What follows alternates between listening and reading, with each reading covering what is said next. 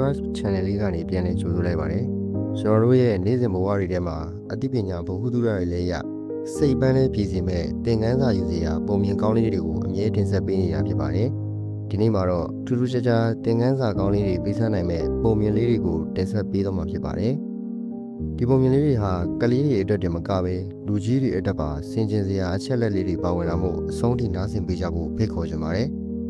ပုံမြင်လေးတွေမစတင်ခင်မှာကျွန်တော်တို့ရဲ့ channel လေးကို subscribe မလုပ်ရသေးဘူးဆိုရင် subscribe လုပ်ထားပေးဖို့နဲ့နောက်ထပ်တင်မဲ့ပုံမြင်အသစ်လေးတွေကိုလက်မလွတ်ရအောင်ခေါင်းလောင်းလေးကိုလည်းနှိပ်ထားပေးကြပါဦးခင်ဗျာလူချင်းမင်းတို့ရဲ့အားပေးမှုကကျွန်တော်အတွက်အင်အားပါပဲကဲအခုဆိုရင်တော့သင်ခန်းစာယူစရာပုံမြင်လေးတွေကိုစတင်လိုက်ရအောင်ဗျာဟိုးရှိတော့ဟာ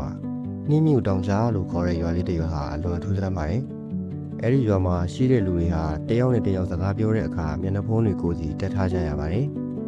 ်ဘသူကဘသူမှမသိရတယ်လို့ဘသူကအမှန်ပြောနေပြီးဘသူကလိမ်ပြောနေမှလည်းခွဲခြားလို့မရနိုင်ပါဘူးဒါဟာအဲ့ဒီရွာရဲ့ရှေးရိုးအစဉ်အလာတစ်ခုဖြစ်နေပါတယ်အဲ့ဒီရွာမှာနေထိုင်တဲ့သူငယ်လေးဆန်းဆန်းကတော့လူတွေရဲ့မျက်နှာအစစ်မှန်ကိုရဲမြင်ကျင်နေတဲ့လူပါ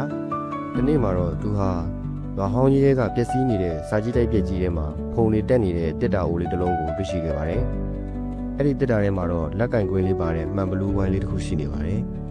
ဆန်းဆန်းဟာဆက်စုချင်တာနဲ့အဲ့ဒီမှန်ဘလူးကိုမျက်လုံးလားကပ်ပြီးကြည့်လိုက်တဲ့အခါမှာတော့တပုံလုံးတုန်ထုတ်သွားရပါတယ်။ဘာဖြစ်လို့လဲဆိုတော့မှန်ဘလူးတွေကနေကြည့်လိုက်တဲ့အခါလူတွေရဲ့မျက်နှာဖုံးတွေကပျောက်ကွယ်သွားပြီးသူတို့ရဲ့မျက်နှာအစစ်မှန်နဲ့သူတို့ဘာတွေတွေးနေလဲဆိုတဲ့ပုံရိပ်တွေကိုပါမြင်နေရလို့ပါပဲ။ဆန်းဆန်းဟာအဲ့ဒီမှန်ဘလူးလေးကိုတည်ပြီးရွာလေကောင်ကိုထွက်လာခဲ့ပါတယ်။သူမြင်တွေ့လိုက်ရတဲ့အရာတွေကစိတ်ပြည့်စရာကောင်းလာပါတယ်။ရေမောနေတဲ့မျက်နှာဖုံးနောက်ွယ်မှာငိုနေတဲ့သူတွေပေါ်ရွေဟန်ဆောင်နေတဲ့မျက်နှာဖုံးနောက်မှာမနာလိုစိတ်ရှိတဲ့လူတွေကိုသူမြင်နေရပါတယ်။ဒါပေမဲ့အဆိုးဆုံးကတော့ရွာကိုအုပ်ချုပ်တဲ့မျက်နှာဖုံးရွှေရောင်နဲ့အုပ်ချုပ်ရေးမှူးကြီးကိုကြည့်လိုက်တဲ့အချိန်မှာပါပဲ။အုပ်ချုပ်ရေးမှူးကြီးရဲ့မျက်နှာဖုံးနောက်ွယ်မှာလူသားမျက်နှာမရှိပဲမိကုန်းငွေတွေနဲ့ကျူးလုပ်ထားတဲ့မိတ်ဆာယုတ်ကြီးတစ်ခုကိုမြင်လိုက်ရတာပါ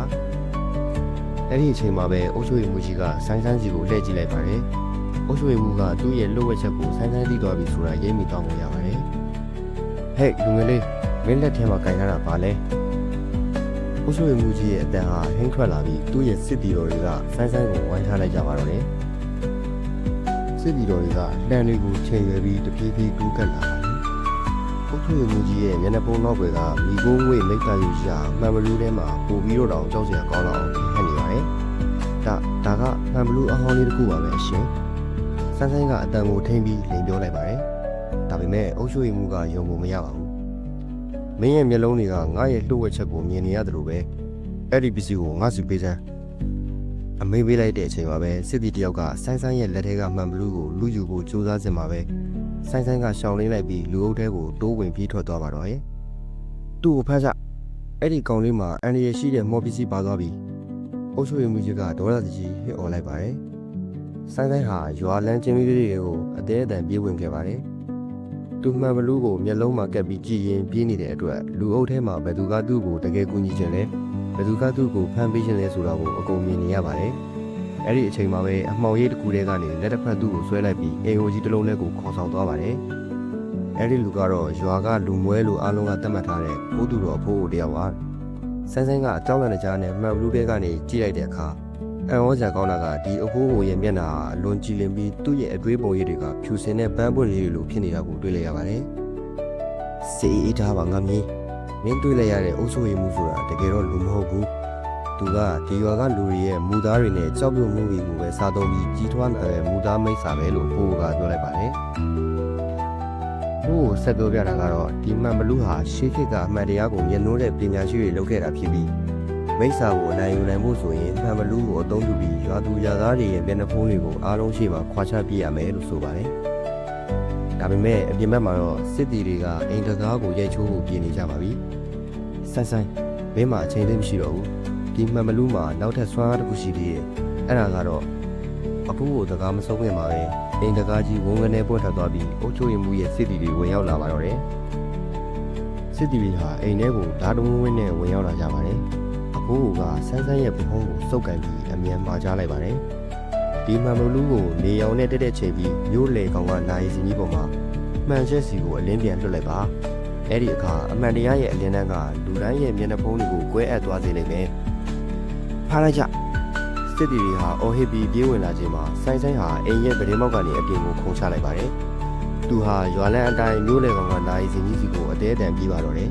။လမ်းမှာအုပ်ချုပ်ရေးမှူးကြီးကပိတ်ရက်လိုက်ပါတယ်။အခုဆိုရင်အုပ်ချုပ်ရေးမှူးရဲ့ကိုယ်တွေကမိခိုးတွေဟာမျက်နှာဖုံးအပြင်ဘက်ကိုပါရှန်ထွက်နေပြီးတရွာလုံးကိုမှောက်အတိကျအောင်လုပ်နေပါပြီ။မင်းငါကိုဘယ်တော့မှအနိုင်မနိုင်မှုကောင်းလေလူတွေဟာအမှတ်တရားကိုကြောက်ကြတယ်။သူတို့ဟာလိန်ညာမှုရဲ့နောက်ကွယ်မှာပုံနေရတာကိုပဲသဘောကျတာလို့မိစ္ဆာကြီးရဲ့အတန်နဲ့ဟင်းဟောလိုက်ပါတယ်။ဆိုင်ဆိုင်ကတော့မတုံလို့ပါဘူး။သူနိုင်စင်မော်ကိုအမြဲတက်သွားပါတယ်။စင်မော်ရောက်တဲ့အခါနေမင်းကြီးကတောင်တန်းနေအနောက်ကိုကွယ်တော့မဲ့အချိန်ဖြစ်နေပါပြီ။နေရဲ့နောက်ဆုံးလက်ကျန်အလင်းတန်းလေးကိုဆိုင်ဆိုင်ကမှန်ဘလူးနဲ့ဖမ်းယူလိုက်ပါတယ်။ဒါဟာလူတွေရဲ့လွတ်မြောက်မှုအတွက်ပဲ။ဆိုင်ဆိုင်ဟာမှန်ဘလူးကိုလှည့်လိုက်တဲ့အခါစူးရှတောက်ပါတဲ့ဖြူရောင်လင်းတန်းကြီးထွက်ပေါ်လာပြီးနိုင်စင်ရဲ့မှန်ချက်တွေကိုရိုက်ခတ်သွားပါတော့တယ်။အဲဒီကနေတစ်ဆင့်အမှတ်တရားလင်းတန်းတွေဟာရွာသူရွာသားတွေအားလုံးရဲ့မျက်နှာဖုံးတွေစီကိုဖျာချသွားပါတော့တယ်။ရွာသူရွာသားတွေရဲ့မျက်နှာဖုံးတွေဟာတစ်ခုပြီးတစ်ခုကွဲအပ်ကုန်ပါတယ်။လူတွေဟာသူတို့ရဲ့မျက်နှာအစစ်အမှန်တွေကိုပြင်မြင်လိုက်ရတဲ့အခါမှာတော့ပထမတော့ထိတ်လန့်သွားကြပြီမဲ့နောက်ပိုင်းမှာတော့တယောက်ကိုတယောက်အမှန်အတိုင်းမြင်တွေ့ကြရတဲ့အတွက်စိတ်သက်သာရတဲ့မျက်ရည်တွေကျလာပါတယ်။ဘိုးချိုရီမူကြီးဟာအမှန်တရားအလင်းရောင်အောက်မှာတပြေးပြေးအည်ပြိုကျလာပါတယ်။မဖြစ်နိုင်ဘူး။ငါရဲ့အပေါင်တို့ကရှုံးနေသွားပြီလားလို့ဟင်းဒီကုန်းငွေတွေအဖြစ်ပြေလွင့်သွားပါတော့တယ်။ဒါပေမဲ့အားလုံးပြီးဆုံးသွားပြီလို့ထင်နေတဲ့အချိန်မှာပဲနိုင်စင်အောက်ကမြေပြင်ကြီးဟာတိတ်တိတ်တိုးလာပြီးအဖိုးကိုပြောခဲ့တဲ့လှုပ်ဝက်ချက်ရဲ့နောက်ဆုံးအပိုင်းကစတင်มาတော့တယ်။မြေပြင်ကြီးတုန်ခါနေတာဟာအန်ဒီရတစ်ခုကြောင့်မဟုတ်ပဲရွာကြီးတစ်ခုလုံးကိုဖုံးလွှမ်းထားတဲ့မူသားမော်အတက်တွေပြိုကွဲပျက်စီးသွားတာကြောင့်ဖြစ်ပါတယ်။မူသားမိစ္ဆာပျောက်ကွယ်သွားတာနဲ့အတူရွာသူရွာသားတွေရဲ့မျက်နှာပေါ်ကမျက်နှာဖုံးအစိတ်အပိုင်းတွေဟာလည်းလေထဲမှာပုံမှုန့်တွေအဖြစ်လွင့်ဆင်သွားပါတော့တယ်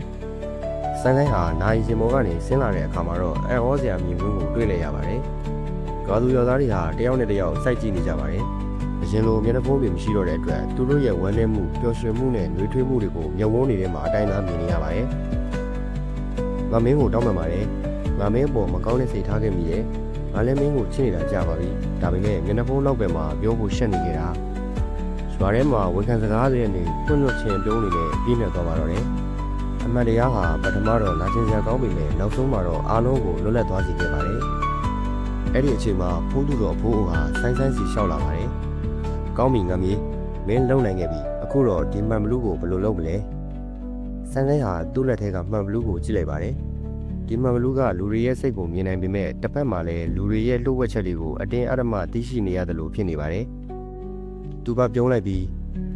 အဖိုးလူတွေကြားမှာအစစ်မှန်ဆုံးအမှန်တရားဆိုတာမှန်ဘလူးနဲ့ကြည့်မှမြင်ရတာမျိုးမဖြစ်သင့်ဘူး။တဦးနဲ့တဦးယုံကြည်မှုရှိရှိနဲ့နှလုံးသားချင်းဖလှယ်မှမြင်ရတာမျိုးပဲဖြစ်ရမယ်။အဲ့လိုပြောပြီးမှန်ဘလူးကိုကြောက်ခဲတစ်ခုကိုတင်ကရဲခွဲလိုက်ပါတော့တယ်။မှန်ဘလူးဟာအပိုင်းပိုင်းကွဲသွားပြီးတောက်ပတဲ့ကျဲစင်လေးတွေအဖြစ်ကောင်းကင်ပေါ်ပြန်တက်သွားပါတော့တယ်။အဲ့ဒီကျဲစင်လေးတွေဟာညကောင်းကင်မှာအမှန်တရားကျဲစုအဖြစ်အမြဲတမ်းတောက်ပနေပြီးရွာသူရွာသားတွေကိုအမြဲတတိပေးနေပါတော့တယ်။နောက်ခါမှာတော့နှင်းမြူတောင်ကြားရွာလေးဟာမျက်နှာဖုံးတွေမရှိတော့ပဲ